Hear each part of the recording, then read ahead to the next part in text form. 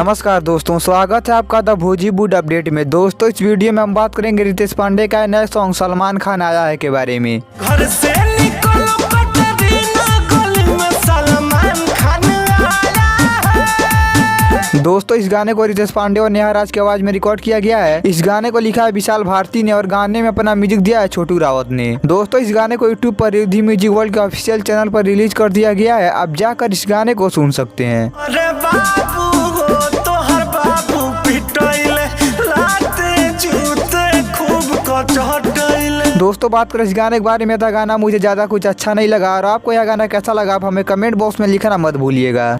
हम मालूम है तेरे बाप को मत सिखा, चल। और दोस्तों वीडियो पसंद आए तो लाइक कीजिए, शेयर कीजिए और साथ ही हमारे यूट्यूब चैनल द भोजीवुड अपडेट को सब्सक्राइब कीजिए। मिलते हैं अगले वीडियो में।